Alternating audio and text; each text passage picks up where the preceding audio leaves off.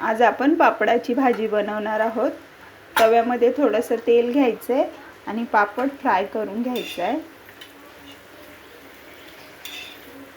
तर जास्त लालसर नाही फ्राय करायचा, थोडासाच फ्राय करायचा आहे। असे सगळे पापड एक एक करून भाजून घ्यायचे।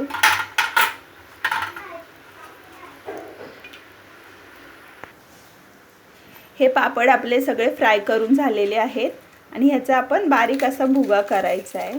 भुगा जास्त बारीक पण नाही करायचा, जास्त मोठा पण नाही ठेवायचा। असे बारीक बारीक भुगा करून घ्यायचा आहे सगळ्याचा। आता आपण त्या तापलेल्या तव्यामध्ये तेल टाकणार आहोत। एक चम्मच तेल टाकायचे। जास्त गरम होऊ नाही द्यायचं, नॉर्मल गरम होऊ द्यायचं आणि तेल गरम झाल्यानंतर गॅस बंद करायचा आहे आणि आपण त्याच्यामध्ये जिरी टाकणार आहोत।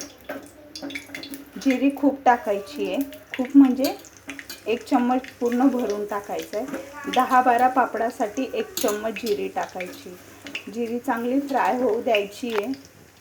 जिरी फ्राय झाल्यानंतर आपण हा लाल तिखट मसाला, थोडासा हळद, मीठ घेतलेले आहे ते त्याच्यात ॲड करणार आहोत आणि गॅस बंद करायचा आहे। आणि हे आपले चुरा केलेले पापड त्याच्यामध्ये ॲड करायचं आणि गॅस बंद करून टाकायचं आहे आणि हे सगळं व्यवस्थित एकत्र करून घ्यायचं आहे। गॅस बिलकुल चालू नाही ठेवायचा, गॅस जर चालू केला तर हे सर्व जळून जाईल।